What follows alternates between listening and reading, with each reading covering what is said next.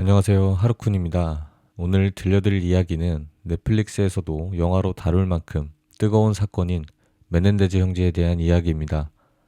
그럼 바로 시작하겠습니다. 1989년 8월 20일 일요일 늦은 밤, 미국의 부유도시 베벌리힐즈 구급대에게 한 전화가 걸려옵니다. 그것은 바로 부모님이 총에 맞아 살해당했다는 신고 내용이었습니다. 구급대와 경찰은 그 즉시 집으로 출동을 하였고, 그 집안에서는 극도로 불안해하는 두 메넨데즈 형제 라일과 에릭, 그리고 싸늘한 시체로 변한 메넨데즈의 아빠 호세와 엄마 키티가 있었습니다. 도대체 이날 무슨 일이 있었던 걸까요? 메넨데즈의 아버지 호세 메넨데즈는 1944년 쿠바의 아바나에서 태어났습니다. 메넨데즈는 쿠바에서 유명한 엘리트 가문이었는데요. 의사, 변호사, 나라의 높은 일을 하는 출신도 많았고, 호세 메넨데즈의 아버지는 그 당시 유명한 축구 선수였고, 어머니 또한 수영 선수였다고 합니다. 이런 운동선수 사이에서 태어난 호세는 모든 걸 이겨내려는 욕심도 많았지만 실력 또한 아주 좋았습니다.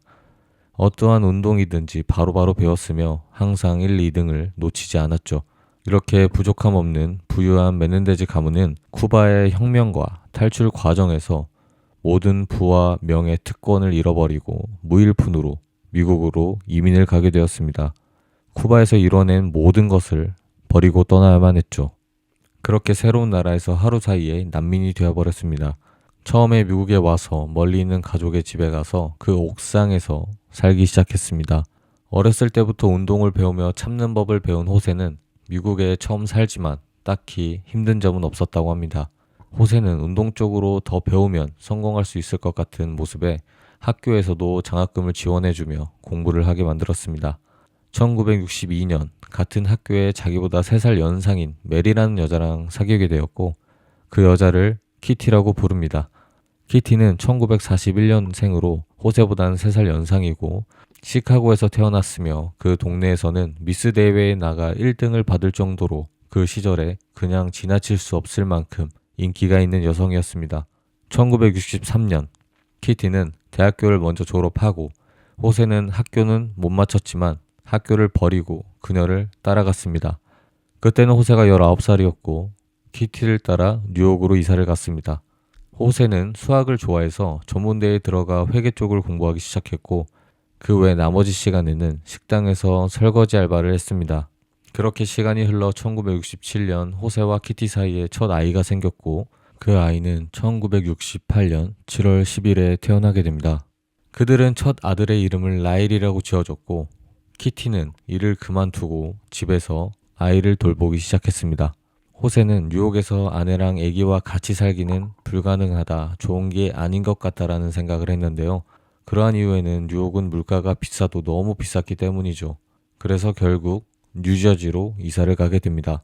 1970년 11월 27일 둘째가 태어났습니다. 둘째도 아들이었고 이 아이의 이름은 에릭입니다.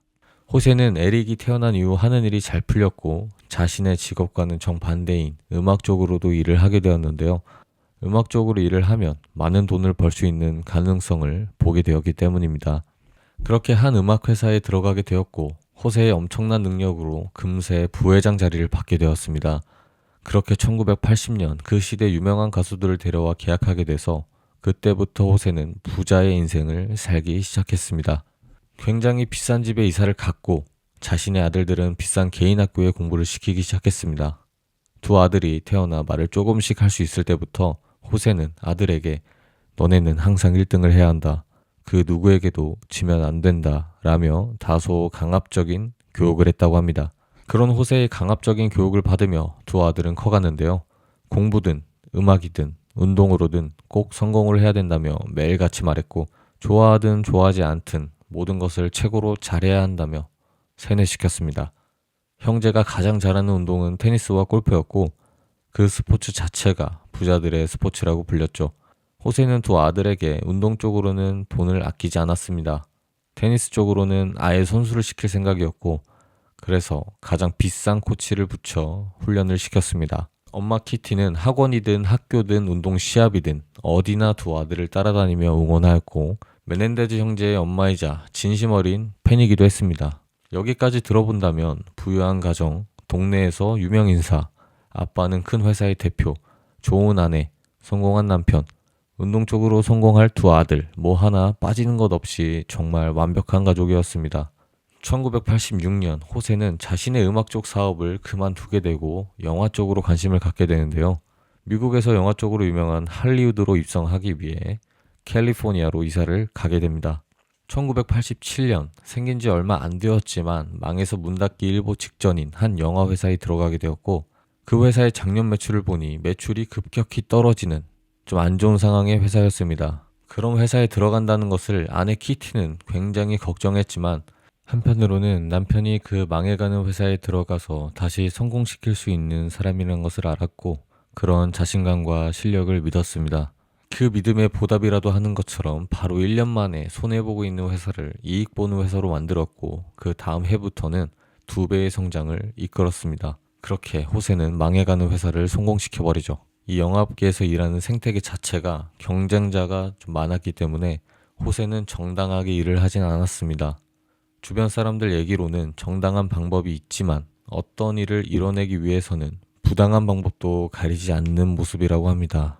호세는 그 회사에서 본인의 연봉보다 많은 보너스를 받게 됩니다. 1980년대에 그가 얼마나 많은 돈을 벌었는지 보여주는 대목입니다. 이 영화 회사에서는 높은 임원직급을 가진 사람들을 위해 가장 비싼 보험을 가입시켜주고 보험료도 대신 내주었다고 합니다. 거기에는 망해가는 회사를 다시 일으켜준 호세가 당연히 포함되어 있었죠. 그 회사의 수익금은 높은 임원들에게 더 많이 분배가 되고 그 밑에 부하 직원들에게는 상당히 적게 분배가 되었습니다. 그래서 회사의 임원급들은 호세를 굉장히 좋아했지만 밑에 직원들은 호세를 그만큼 싫어했습니다. 호세는 성격이 강압적이고 사람들에게 협박을 하는 것이 일상이었습니다. 화도 쉽게 잘 내고 자신의 마음에 조금만 안 들어도 바로 해당 직원을 해고시켜 버리기도 했죠. 자기 회사를 성장시키기 위해서는 수단과 방법을 가리지 않았고 같이 일했던 몇 명의 여자와 바람도 폈습니다. 잠깐 사이도 아니고 꽤 긴 기간 동안 관계를 가진 여자도 있었습니다. 이 사실을 아내 키티가 알게 되어도 많은 돈을 벌어오는 남편과 헤어지기는 힘들었고, 또한 자신의 가정을 그대로 지키고 싶은 마음에 알면서 모르는 척하며 조용히 참고 지나갔다고 합니다. 남편이 어딘가로 출장을 떠나게 되면 아내는 항상 따라다녔고, 호세는 다른 여자들과 바람을 피며 관계를 가졌지만 아내 키티와 헤어질 생각은 없었습니다. 호세는 자신의 출신을 좀 부끄러워했습니다. 자신을 아는 사람들이 자신이 어디 출신인지, 어느 학교를 졸업했는지 아는 것을 굉장히 싫어했고, 그래서 그런지 자신의 두 아들은 최고의 학교를 다녀야 한다고 생각했습니다. 두 형제에게는 자신들이 좋은 학교에 들어가서 졸업하는 것도 본인들에게도 좋은 일이지만 그 부담감을 항상 안고 살아야만 했습니다.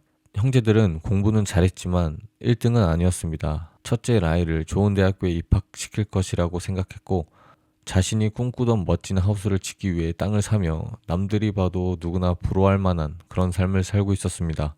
형제 라일과 에릭은 2살 차이로 굉장히 친하게 자랐습니다. 서로를 버티게 해주는 버팀목이 되었죠. 형 라일은 동생 에릭이 무슨 짓을 해도 변호해주며 지켜줬고, 같은 운동으로 과외도 받고 있어서 거의 맨날 같이 다녔습니다. 그 시기에 같은 나이의 아이들은 이 형제를 보고 게이라고 생각했다고 할 정도였죠. 주변 사람들은 형제들을 보고 앙칼스럽다고 얘기했고, 특히 형인 라일이 예민한 성격이어서 자신이 원하는 것을 꼭 가져야 마음이 안정됐다고 합니다. 이 성격을 보면 아빠인 호세와 비슷한 모습을 보입니다. 라일은 장남이기도 하며 동생도 있어서 동생에게 모범이 되기 위해 모든 것을 잘해야 한다는 생각에 부담감을 많이 받았습니다. 그런 라일은 14살부터 탈모가 오기 시작했고, 아빠 호세는 그것을 보고 못생겼다, 나이 많아 보인다며 머리를 붙이라고 화를 냈다고 합니다. 라일은 점차 커가면서 돈이 인생의 전부라는 생각을 가지게 되었지만 정작 돈을 어떻게 벌어야 하고 어떻게 써야 하는지는 배우지 못했습니다. 호세가 라일에게 차를 사주었는데 그 차가 포르쉐가 아니라고 엄청 화를 냈다고 합니다. 왜냐하면 자신의 급의 포르쉐 같은 급의 차량이 없으면 사람들이 어떻게 생각할까를 굉장히 중요하게 생각하며 걱정했기 때문입니다. 그렇게 라일은 커갈수록 아빠에게 말대답이 심해졌고, 동생 에릭은 나쁜 친구들과 친해져 같이 다니며 물건도 훔친 적이 있었죠. 두 형제는 친구 한 명과 같이 아는 사람 집에 몰래 들어가 비싼 물건들을 훔쳤었고, 다음에 도둑질 할 때는 그 친구는 안 부르고 둘이서만 들어가 집에 있는 돈과 물건들을 훔쳤습니다. 이 도둑질은 안 들킬 수도 있었지만 자신을 빼놓고 도둑질하는 형제에게 화가 난 친구가 경찰에 신고해버렸습니다. 부잣집에 태어난 형제이기에 경찰은 돈 때문에 도둑질을 한 것 같진 않아 이유를 물어봤는데 그 잠깐의 일탈을 하고 싶었고 일탈을 하며 돈도 벌고 싶어서 도둑질을 했다고 메넨데즈 형제는 말했습니다. 그렇게 경찰서에 잡혀간 걸 아빠 호세가 알게 되었고 엄청나게 화가 났지만 도둑질을 했다고 화난 것이 아닌 왜 잡혔냐며 화를 냈다고 합니다. 똑똑하게 잡히지 않게 했어야지. 너희들이 머리가 모자란 거야. 라고 말하며 도둑질했던 집에 아이들을 데려가서 피해본 물건들과 돈을 배상해 줬습니다. 또한 아이들의 범죄 기록을 남기지 않기 위해 모든 방법을 썼다고 합니다. 형제는 자신들이 놀기 위해 집안에 들어가 물건을 훔쳤고 그렇게 잘못을 해서 경찰에 잡혔지만 아빠가 모든 것을 해결해 주었기 때문에 아무런 죄책감이나 반성도 없이 이 일은 그렇게 지나갔습니다. 시간이 지나 라일은 아이비리그 중에 프린스턴 대학교에 입학을 하게 됐고 에릭은 테니스 스타로 커가고 있었습니다. 이 시절에 호세는 엄청 비싼 집에 살고 있었는데 바로 베벌리힐즈였습니다. 자는 방이 6개나 있고 마당에는 높은 방화벽이 집을 둘러싸고 있었죠. 수영장과 테니스장뿐만 아니라 손님들이 오면 자는 게스트하우스도 따로 있었다고 합니다. 라일은 대학교에 들어가 비즈니스 사업에 관련된 공부를 시작했습니다. 아빠 호세는 라일이 비즈니스에 대해 아는 것이 많아질수록 자신의 길을 따라올 것이라 믿었지만 라일은 자신의 꿈이 아니라는 것을 깨달았습니다. 1학기 때 라일의 성적은 굉장히 안 좋았으며 학교에서 거의 쫓겨날 직전이었습니다. 그래서 라일은 학교로 안 가고 술과 파티를 즐기며 그렇게 시간을 보냈습니다. 아빠는 라일이 학교를 더 이상 못 다닐 수도 있다는 사실을 알게 되었고 곧바로 학교에 찾아갔습니다.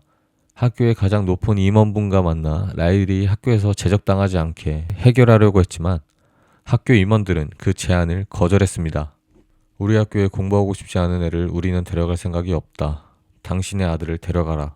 이 말을 듣고 호세는 라일에게 화를 내지 않았고 자신의 아들을 쫓아낸 프린스턴 학교에 엄청난 화를 냈습니다. 그렇게 아들을 집에 데려와 자신처럼 만들기 위해 바로 본인 회사에 취직시켜버립니다. 하지만 이 또한 계획대로 되진 않았는데요. 출근 첫날부터 모든 것이 최악이었습니다. 매일 지각하는 것은 물론이고 회사에 출근하면 잠깐 얼굴만 비출 정도로 자리를 지키지 않았으며 틈만 나면 테니스를 치러 나가버리곤 했습니다. 호세는 그 회사의 사장이었지만 아들인 라일이 아무것도 못 해내고 오히려 회사에 피해만 주고 있어서 결국 라일을 회사에서 잘라냈습니다. 그 시절 동생 에릭은 고등학생이었고 테니스 선수 생활을 계속하고 있었습니다. 또한 에릭은 연기 실력이 좋았고 학교에서도 최고의 연기자상을 받았습니다. 창작하는 것을 좋아해 소설을 만들었는데 그 내용은 어떤 남자가 돈을 받아내기 위해 부모님을 죽이는 그런 내용이라고 합니다. 사람들은 이 소설을 보며 마치 메넨데즈 형제 사건과 비슷하다고 생각했습니다. 그렇게 둘은 점점 나이를 먹어갈수록 부모님의 말도 듣지 않고 말대꾸도 많이 하게 되었고 그렇게 부모님과의 갈등도 깊어져만 갔습니다. 1989년 8월 19일 토요일 부모님은 사이가 멀어진 두 형제와 얘기도 나누고 낚시도 할 겸 요트를 타고 놀러 가기로 합니다. 이때 라일의 나이는 21살, 에릭은 19살이었습니다. 그 요트에는 메넨데즈 가족뿐만 아니라 요트의 선장과 선장의 팀원들이 같이 타고 있었습니다. 그 선장과 팀원들의 증언으로는 두 아들은 부모님과 아무런 말도 안 했고 사이가 굉장히 안 좋아 보였으며 부모님과 형제는 멀리 떨어져 있었다고 합니다. 그 다음 날인 8월 20일 일요일이라 가사 도우미는 쉬는 날이었습니다. 그날 밤에 두 형제는 영화를 보러 가기로 했고 부모님은 집 안에 있는 TV실에서 영화를 보기로 했습니다. 집 안에 있는 TV실은 인테리어가 굉장히 이쁘고 편하게 관람할 수 있는 소파들이 있었습니다. 부모님은 영화를 보기 전에 영화를 보면서 먹을 과자들을 준비하고 소파에서 편한 자세로 앉아 영화를 보던 중 갑자기 두 아들이 총을 들고 그 영화방에 들어왔습니다. 그 총은 일반 권총이 아닌 산탄총이었으며 부모님은 그것을 보고 당황해 아무런 말도 못하고 있을 때 라일은 주저없이 바로 부모님을 향해 총을 쏘기 시작했습니다.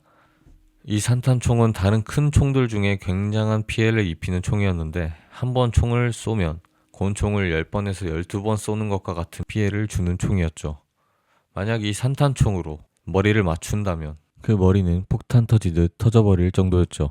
아빠를 먼저 쏜 후에 바로 엄마를 향해 총을 겨눴습니다. 엄마는 문 쪽으로 도망가려고 소파를 뛰어넘으려 했는데 라일은 바로 엄마의 다리 쪽에 총을 쏴버렸습니다. 가까이에서 총을 쏜 터라 바로 엄마의 한 다리의 뼈는 산산조각이 나버렸습니다. 그때부터 형제가 총알이 끝날 때까지 난사하기 시작했고 아빠 호세는 그 자리에서 바로 즉사했지만 엄마 키티는 아직 살아있었기에 총알이 떨어지자마자 바로 다시 재정전하고 돌아가고 있을 때 엄마 키티는 도망가기 위해 일어나려고 했지만 본인의 피를 밟고 미끄러져 넘어졌습니다. 장전을 마친 형제가 돌아와 다시 엄마를 향해 난사하기 시작했고 그렇게 난사하고 엄마가 죽었다는 것을 확인했다고 합니다. 엄마는 팔, 다리, 배, 가슴, 얼굴 등 전신에 10번이 넘는 총상을 당했고 형태를 알아차릴 수 없을 만큼 훼손되었습니다. 아빠 호세는 배, 다리, 얼굴 총 6방을 맞았는데 얼굴을 관통하는 심한 총상을 입었으며 사람의 손이 통과할 정도로 큰 구멍이 나 있었다고 합니다. 그 둘의 얼굴을 알아차릴 수 없을 정도로 만들어버렸죠. 얼마나 많이 화가 나 있고 얼마나 복수를 하고 싶어서 그렇게 부모님을 잔인하게 죽였는지 의문이 들 정도였습니다. 사망한 호세와 키티의 나이는 각각 45살, 48살이었습니다. 그렇게 살해된 날 밤 11시 47분에 경찰에 신고 전화를 합니다. 라일은 처음에는 울고불고 소리를 지르고 에릭도 옆에서 소리를 지르면서 엄청 울고 있었습니다. 그렇게 신고 전화에 하는 말이 우리 부모님이 살해당했어요 라는 말이었고 머지않아 경찰과 구급대원들이 출동했습니다. 형제들은 본인들이 신고하지 않아도 주변에서 총소리를 듣고 신고를 했을 거라 생각했습니다. 하지만 아무도 오지 않자 본인들이 직접 경찰에 신고했다고 합니다. 그 주변 동네 사람들은 총소리는 들었지만 워낙 부자 동네에다가 치안이 좋은 걸로 유명한 베벌리힐스라서 총소리는 났지만 당연히 범죄는 아니겠지라고 생각했다고 합니다. 그래서 총소리가 많이 들렸는데도 아무도 신고를 안 한 것이죠. 경찰들이 출동해서 집 앞에 도착했을 때 형제들은 집에서 나와 울면서 소리 지르고 온몸을 떨면서 콧물, 눈물이 얼굴에 범벅될 정도로 그 슬픔이 정말 진짜처럼 보였다고 합니다. 이 모습을 본 경찰들도 두 형제가 부모님을 살해했다고는 생각하지 못했습니다. 처음에 그 집에 들어간 경찰의 말로는 그 TV실에 영화는 아직도 틀어져 있었고 살해당한 부모님은 누군지 알 수조차 없게 총에 맞았고 소파는 피로 흠뻑 젖어 있었으며 방 전체가 피범벅이었다. 또한 온 방과 벽 바닥에는 살점들이 흩어져 군데군데 붙어 있었다고 합니다. 그렇게 경찰은 바로 수사를 시작했습니다. 형제들을 의심하진 않았지만 현장에 있었기에 바로 경찰서로 데려가 조사를 하기 시작했습니다. 경찰이 형제 보고 사건 시각에 어디 있었냐고 물었을 때 그때 당시 나온 배트맨 영화를 보고 집에 왔을 때 이미 부모님은 죽어 있었다고 얘기했습니다. 경찰들도 이 말을 완전히 믿었고 두 형제가 받아야 하는 테스트들도 받지 않게 했는데요. 손만 봐도 총을 잡은 적이 있는지 없는지 알 수 있는 화학 반응 테스트조차 받지 않았습니다. 원래 이런 총기 사건에 연루된 사람들은 꼭 받아야 하는 테스트라고 하는데요. 사건 이후 라일은 그때 만약 화학 반응 검사를 했었다면 본인들은 그 자리에서 바로 잡혔을 거라고 말했습니다. 경찰서에서 라일은 아빠와 사이가 안 좋은 사람이 아빠를 살해하라고 시켰을 수도 있다. 왜냐하면 사업하면서 복수하는 사람들이 굉장히 많기 때문이다 라며 얘기했고 그렇게 경찰들의 수사망에서 다소 쉽게 빠져나올 수 있었습니다. 경찰들은 사건 장소를 확인하고는 단순히 보이는 것만 보며 판단을 내렸습니다. 이것은 마피아나 복수에 의한 죽음이다. 사실상 마피아들의 살인이라면 총알이 아까워 여기저기 총을 난사하지 않을 뿐더러 정확히 조준하고 필요한 만큼만 쏘고 나갔을 것입니다. 하지만 이번 사건은 많은 총알들이 난사가 되어 있었고 한 곳에 여러 방 쏜 점과 가까운 곳에 쏜 곳으로 보아 안면이 있는 가까운 사이거나 지인이 죽인 것이라는 걸 알 수 있습니다. 그래서 처음엔 마피아에 의한 죽음이라고 판단을 했지만 이후에는 가까운 사이의 사람이나 아는 사람에 의한 죽음이라고 판단했습니다. 아빠 오브세는 몇백 명의 사람의 일자리를 없애버렸고 비슷한 사업을 하는 경쟁자들한테도 반감을 사는 일을 굉장히 많이 했었으며 그런 일들이 비일비재했기에 그 일을 당한 사람들 중에 살인자가 있을 수도 있다는 식으로 봤고 처음부터 호세에 의해 실직당한 사람들을 먼저 조사했습니다. 그렇게 수많은 사람들을 조사했지만 용의자는 발견하지 못했습니다. 주변 사람들은 이런 완벽한 가족들에게 일어난 일을 듣고 굉장히 충격을 받았고 두 아들이 이 사건의 범인이라는 것은 아무도 눈치채지 못했습니다. 두 형제들은 사건 발생 후 자신들 또한 부모님을 죽인 살인자로부터 안전하지 않다며 집에서 지내지 않고 비싼 호텔에 머무르게 되었습니다. 또한 방탄복을 항상 입고 다니며 며칠 동안은 경호원들도 데리고 다녔습니다. 그리고 부모님이 돌아가시고 며칠도 안 지나 돈을 엄청나게 쓰고 다녔는데요. 1989년 8월 24일 부모님의 장례식을 하던 날 라일은 롤렉스 시계를 3개나 사고 그중 하나를 장례식장에 차고 왔습니다. 심지어 장례식을 시작하는 시간에도 늦었다고 합니다. 그 장례식장에 방문한 지인들은 이런 라일의 모습을 보고 굉장히 이상하다는 생각을 했습니다. 부모님이 살해당한 장례식장에서 혼자서 사람들을 보고 농담을 하며 웃고 있었고 굉장히 비싼 옷을 입고 한 친구에게 가서는 비싼 테니스 경기의 티켓을 어디서 구할 수 있지? 라며 물었다고 합니다. 보통 사람들은 이해하기 쉽지 않은 행동이죠. 마지막으로 부모님의 시신 앞에서 말을 할 때 보고 싶어, 사랑해, 나의 영웅이라는 말을 했지만 말과는 전혀 다른 태도를 하고 있었고 전혀 슬퍼 보이지 않는 것을 주변 사람들은 다 느꼈다고 합니다. 부모님의 장례식장이 끝나자마자 두 형제는 다시 돈을 엄청나게 쓰고 다녔습니다. 라일은 한 레스토랑을 사버리고 전부터 사고 싶어 했던 포르쉐를 샀습니다. 이 짧은 순간에 본인의 회사도 만들었는데요. 자신의 대학교 시절에 알고 지낸 사람들을 본인의 회사에 취직시켜 일을 시켰고 또 구매한 레스토랑을 프랜차이즈처럼 만들려고 노력했습니다. 동생 에릭은 라일처럼 돈을 마구 써대진 않았지만 그렇다고 적은 돈을 쓰진 않았습니다. 지프 브랜드의 차량을 사고 굉장히 비싼 테니스 코치에게 수업을 들으며 시간을 보냈습니다. 형제는 본인들이 살던 집에 돌아가 부모님이 살해당한 TV실만 인테리어를 싹 바꾸고 그대로 거기서 지냈다고 합니다. 그렇지만 찝찝했는지 오래 있지 못하고 이사를 갔습니다. 그리고 바로 옆에 붙어있는 두 하우스를 각자 하나씩 들어가 월세를 내며 살고 있었습니다. 거기서 매일매일 파티를 했고 에릭은 도박에 빠져서 큰 돈을 잃었습니다. 에릭은 도박, 술, 파티에 빠져 있었지만 그래도 테니스는 포기하지 않았고 경기에 나가기 위해 준비도 철저히 했습니다. 그렇게 6개월 안에 두 형제는 어마어마한 돈을 썼습니다. 아빠의 기본적인 재산도 많았지만 아빠의 회사에서 들어준 보험의 누적 보험금만 65만 달러 정도였습니다.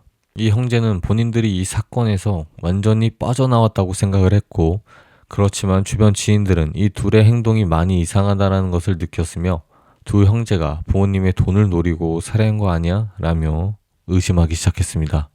형제는 자신들이 완전 범죄를 저질렀다는 생각에 경찰들에게 수사에 도움을 주는 행동도 더 이상 하지 않았는데요. 또한 경찰이 불렀을 때에도 약간 귀찮다는 듯이 행동하고 가끔은 가지도 않았다고 합니다.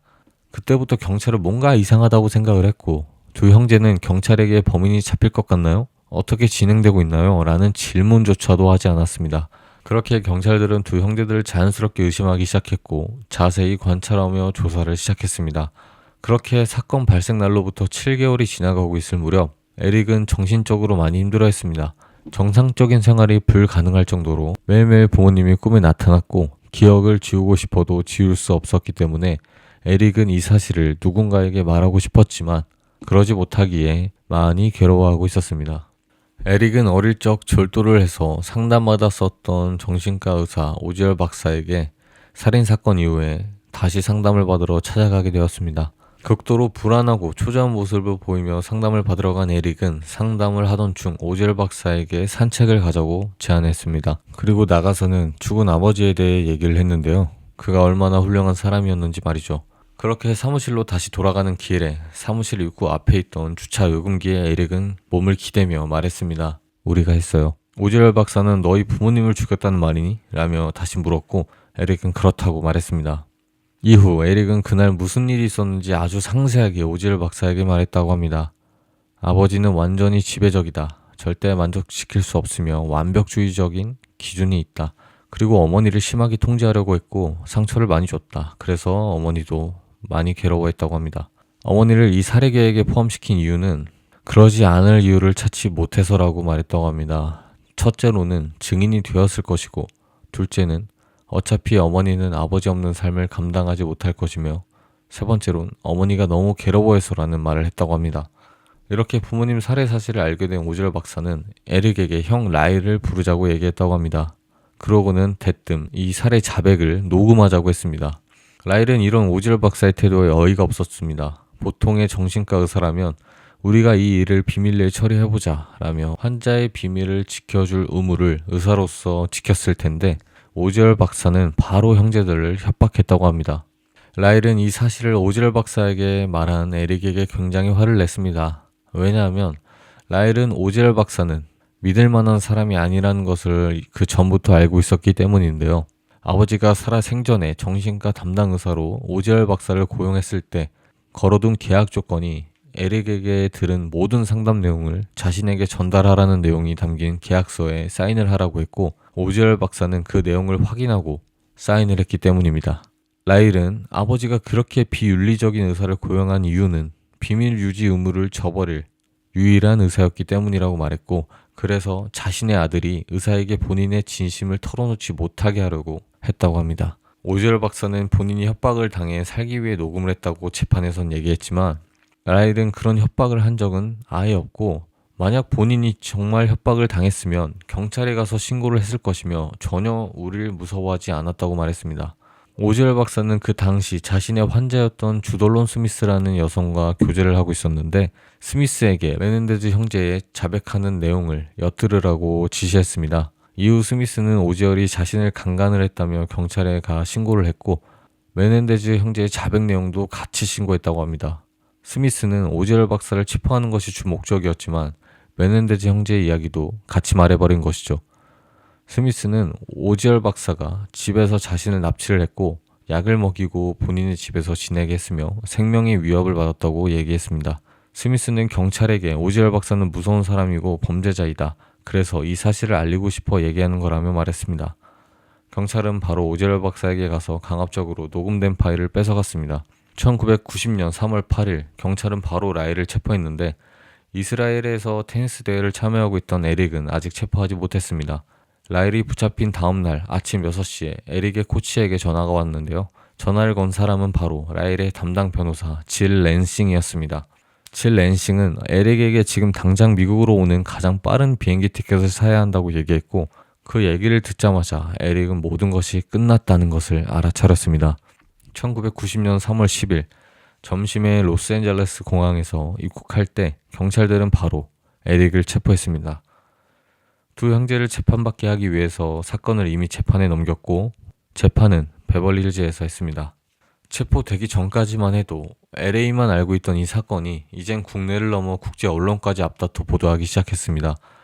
1993년 6월 14일 사건 발생 3년 3개월 뒤에 살인재판의 배심원단이 선정이 되었습니다. 메넨데즈의 재판은 유명인들의 재판 중 최초로 TV 생중계로 방송이 되었고 이 재판은 새로 생긴 케이블 채널인 코트TV에서 중계되었습니다. 에릭의 담당 변호사 레슬리 에이브럼스는 사형수 12명의 목숨을 구한 국내 최고의 형사 변호사로 유명하고 실력이 상당한 변호사입니다.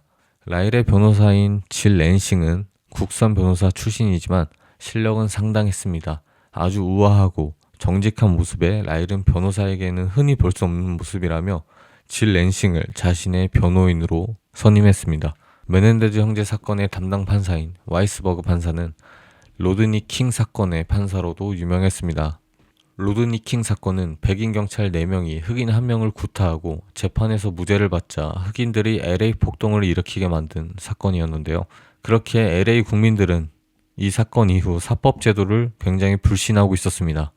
재판 첫날 검사 측은 호세가 생전에 가입한 생명보험의 보험금이 피고인들에게 지급됐다. 이 돈을 갚기 위해 계획살인한 것이라며 주장했습니다. 변호인 질 랜싱은 왜 이 사건이 일어났는지 주목해야 한다. 우린 이게 두려움에 비롯된 사건임을 증명해야 한다고 주장했습니다. 라일의 폭력적인 경험들은 대부분 어린 시절 발생했습니다. 수영을 제대로 못하며 물속에 갇혔고 호세가 벨트를 풀면 누군가는 맞아야만 했습니다. 왜 맞는지도 모르는 이유 없는 폭력이었죠.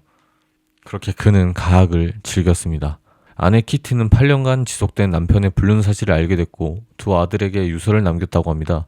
또한 그 유서에서 가족을 독살하겠다고 협박했으며 그렇게 키티의 광기는 더욱 심해졌습니다. 형제들은 부모님의 행동들을 보며 이 둘은 자식들도 죽일 수 있는 부모라는 것을 느꼈다고 합니다. 에릭의 변호인 레슬리는 그 부모가 자행한 평생에 걸친 학대, 그가 부모를 죽인 것은 학대를 견딜 수 없고 막아야 했기 때문이라고 말했습니다.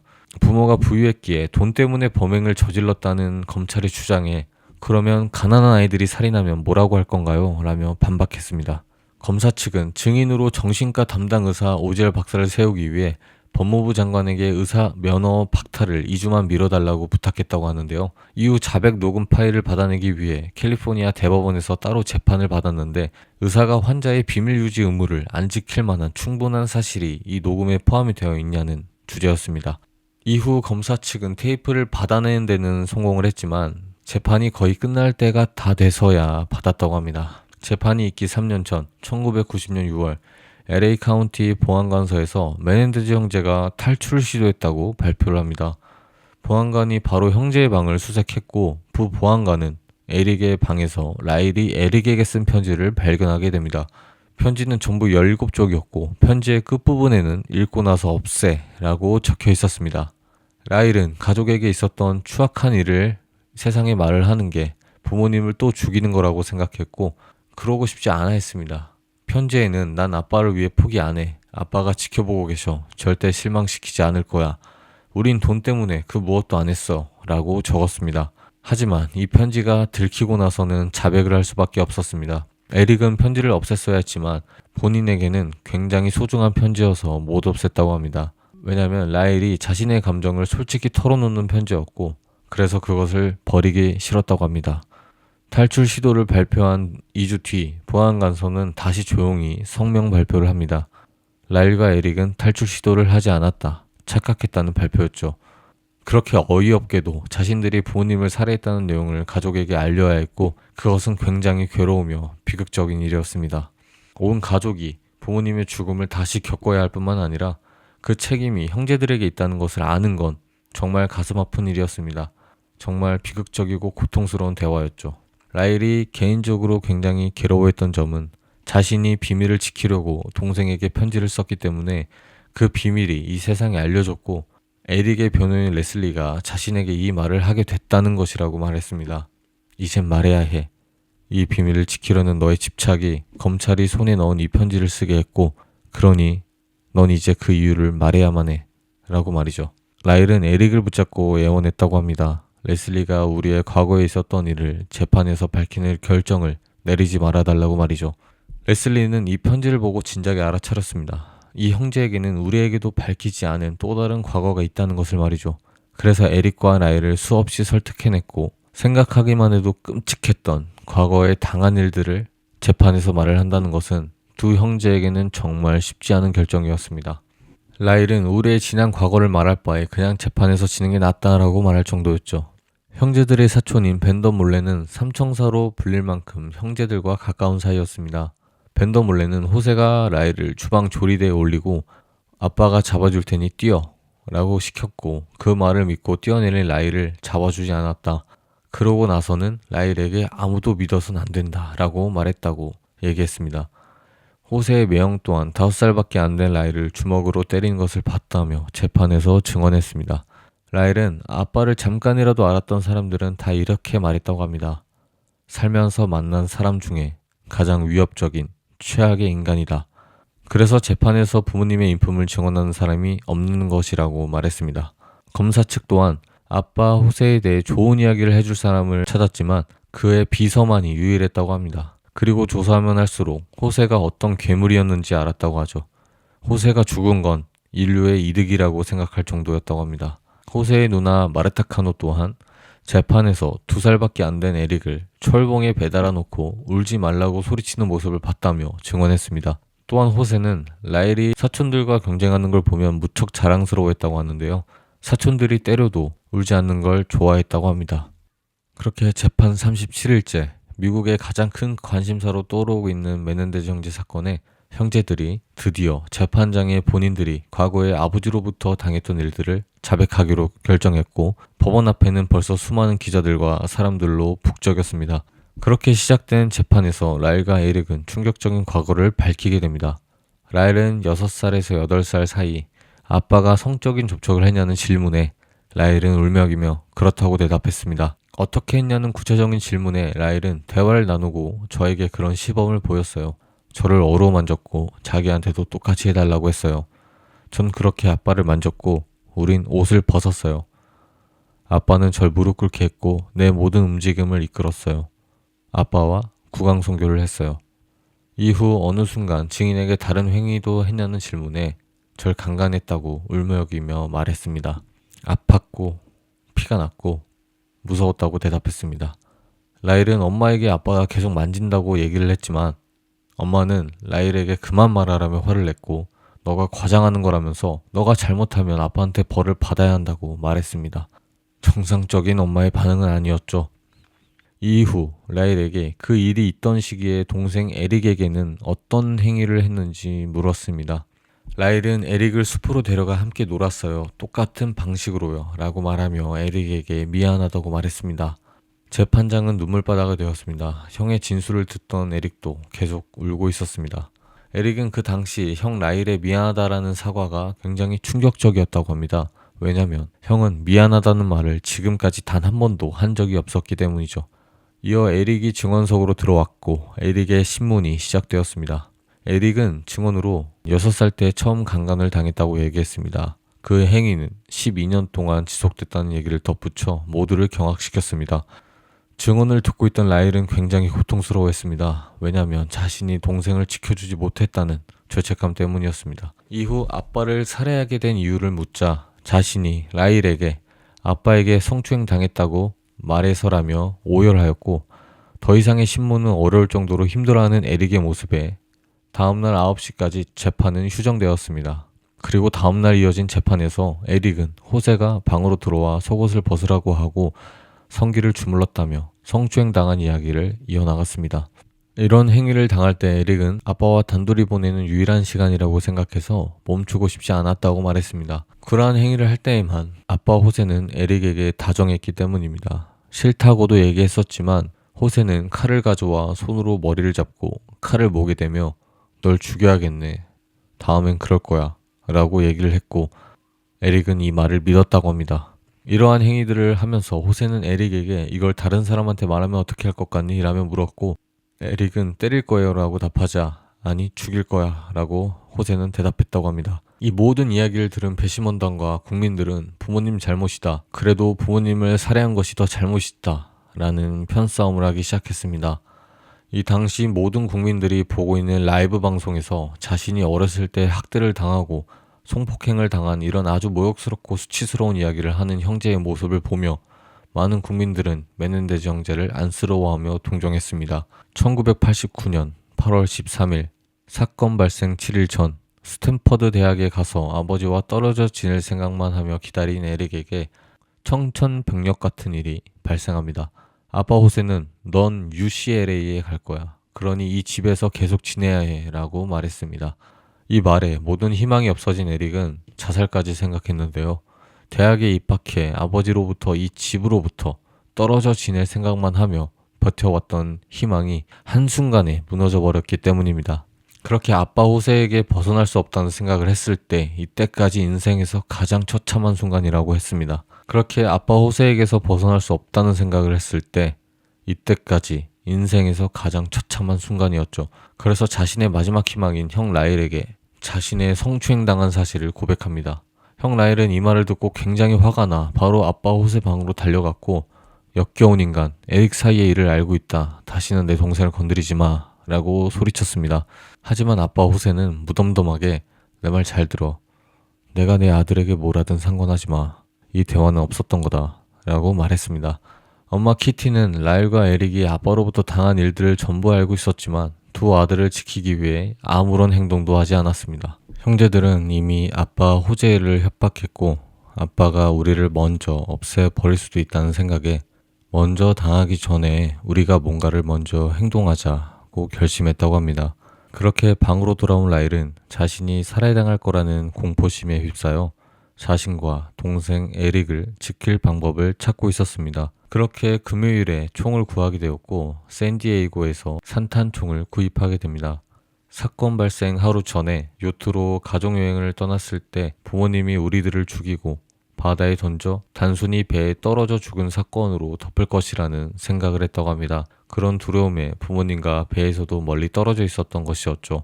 검사 측은 배에는 형제와 부모님만 있던 것이 아닌 배를 운전하는 선장과 같이 일하는 팀원들이 같이 탑승하고 있었기에 배에서 형제들을 살해하려고 했다는 얘기는 불현실적이라며 반박했습니다. 그렇게 살해 당일 밤, 라일은 엄마 키티에게 우린 떠날 거라며 얘기했고, 화가 난 호세는 위층에 올라가서 기다리라고 말하고 엄마 키티와 TV실로 들어갔다고 합니다.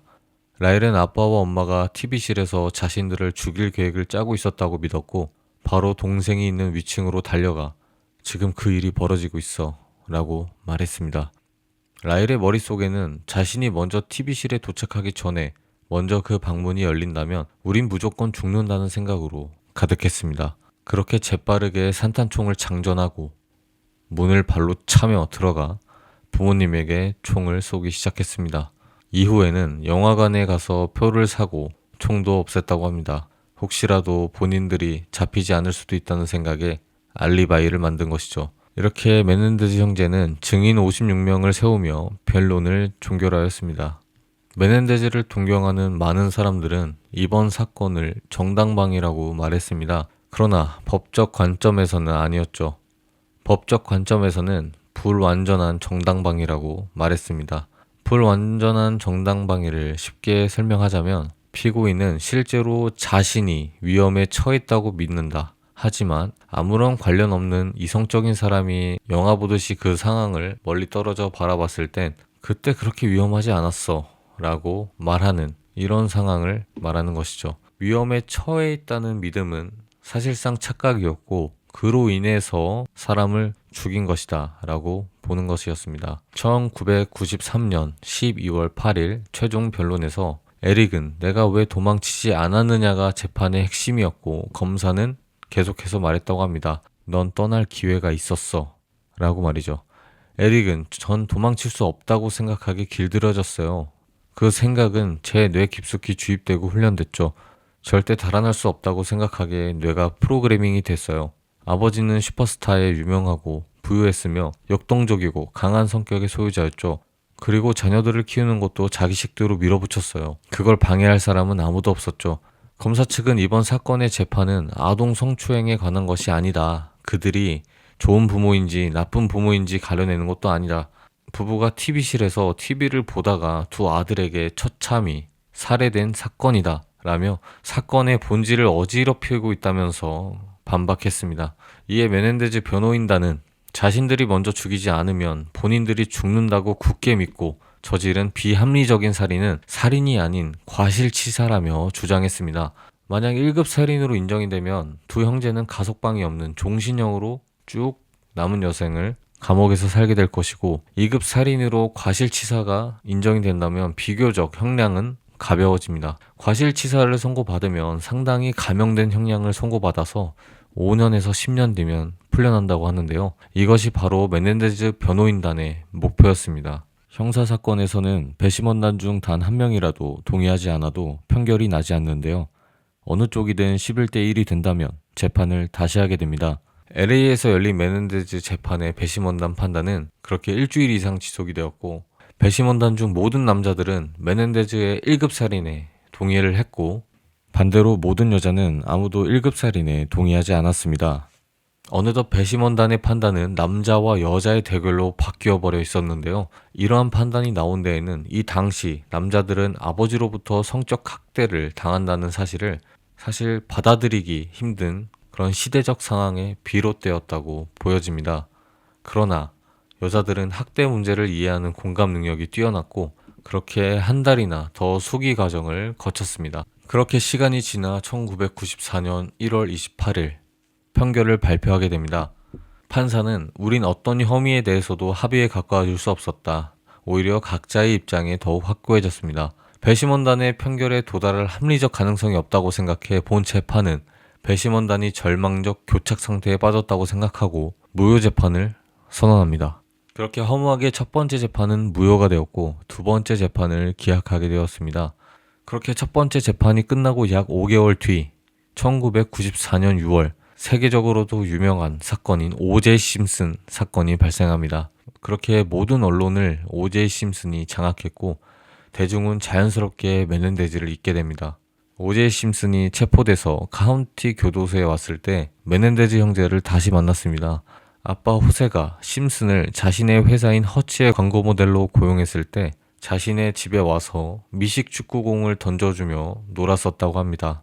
에릭과 오제이 심슨은 같은 층에 수감되어 있었고 라일만 다른 층에 있었습니다. 그래서 라일은 전화통화만이 유일한 오락거리였고 그렇게 노마 노벨리라는 여성과 라일은 2년 반 이상 감옥에 있을 때 전화통화를 하였고 노마는 어느 순간부터 라일과의 전화통화를 녹음했습니다. 그 기간 안에는 라일이 오지얼 박사에게 불리한 증언에 맞서기 위해 거짓말할 의향이 있다고도 얘기했고 뭔가를 지어내서 이 남자의 동기를 밝혀야겠다.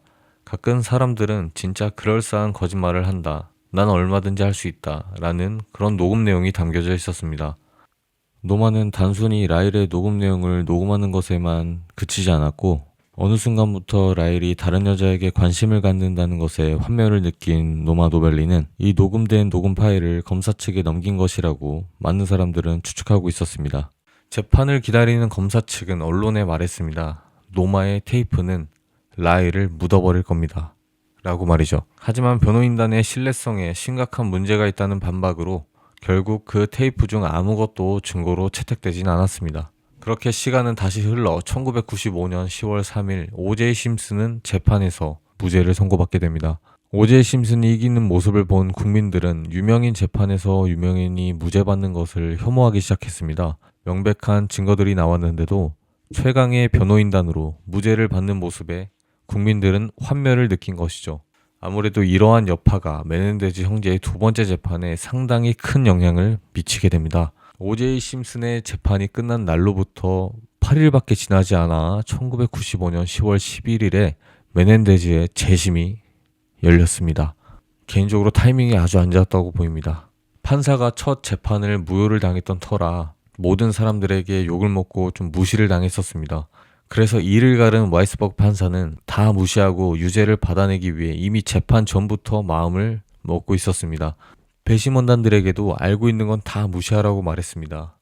오제이 심슨의 재판 여파로 인해 이번 재심에서는 TV 중계도 하지 않았고 라일과 에릭의 증언을 듣지도 않았으며 형제들의 교사, 코치, 가족, 친구들 또한 증인석에 앉히지 않았습니다. 증거 또한 인정하지 않았고 싸늘하게 에릭과 라일만 남아 있었습니다. 심지어 직접적인 증인인 사촌의 증언 또한 배제시켜버렸습니다. 또한 와이스버그 판사는 배심원단들에게 과실치사를 선택할 기회조차 주지 않았는데요. 사실상 배심원단의 선택은 살인 아니면 무죄밖에 없는 꼴이었죠.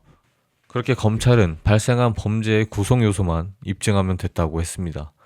본 재판에 참석한 메넨데즈 형제 변호인단은 내 사건을 제대로 변론도 못했고 모든 사건에 적용되는 지침도 얻지 못했다며 분을 삼켰습니다. 결국 이런 편향적인 재판에서 당연하게도 1급 살인 유죄를 판결받았고 오제이 심슨 때 처절하게 져버린 검사 측의 명분을 메넨데즈에게 분풀이하듯 압도적으로 장악했습니다. 그렇게 판결을 받고 같은 교도소로 수감되길 원했던 형제들은 카운티 교도소에서 마지막 인터뷰를 허락하게 됩니다. 인터뷰에서 같은 교도소로 가고 싶은 두 형제의 마음을 보여주기 위해서였죠. 하지만 인터뷰가 끝난 뒤 따로따로 차를 태워버렸고 에릭은 라일에게 소리쳤지만 이내 차 문을 닫아버렸습니다. 그게 마지막 에릭이 바라본 형 라일의 모습이었습니다. 에릭은 함께 있게 해달라며 감옥에서 단식투쟁을 하였고 구속과 폭력이 심한 교도소에서 사슬에 묶여 있었다고 합니다. 이후 형제는 법원에 항소도 했지만 가치가 없다 판단에 기각을 당했습니다. 그렇게 하염없이 시간이 흘러 에릭과 라일은 같은 교도소에 수감이 되었는데요. 두 형제가 다시 만나는 데에는 무려 21년이라는 시간이 흘렀습니다. 감옥 안에서 에릭은 12시간씩 그림을 그리며 그림에 대한 재능을 발견하였고 이후 오프라 윈프리는 자신의 방송에서 획기적인 쇼를 진행하였는데요. 아동 성학대를 당한 생존 남성들로 방청석을 가득 채웠습니다. 그 남성들은 방청석에서 자신이 성학대를 당했었던 그 시절에 본인 사진을 들고 있었습니다. 이 방송은 에릭과 라일이 아버지로부터 성학대를 당했다는 걸 세상에 알린 뒤로부터 무려 16년이 지난 뒤였습니다. 이 대목은 그 당시 에릭과 라일이 아버지로부터 성폭행을 당했다는 걸 왜 많은 국민들과 남자들이 받아들이지 못한 것인지 보여주는 대목입니다. 라일은 감옥에서 다른 피해자들에게도 편지를 많이 받았다고 합니다. 그 편지를 보낸 사람들의 직업은 외국인, 경찰, 전문직, 지식인 등등 수없이 많았다고 합니다. 그렇게 편지를 서로 주고받으며 용기를 주었습니다. 2020년 가을, 틱톡에서 메넨데즈 영상이 갑작스럽게 퍼지게 되었고 모두가 다시 메넨데즈 형제의 사건을 알게 되었으며 이제는 가석방돼야 한다는 여론이 몰리고 있습니다. 2023년 5월 에릭과 라일은 새 증거를 바탕으로 살인 유죄 판결 무효화를 위해 인신보호 청원을 제기했고 2024년 10월 3일 LA 지방검사 조지 게스코는 검토 후 재심이나 재선고 여부를 결정하겠다고 발표했습니다.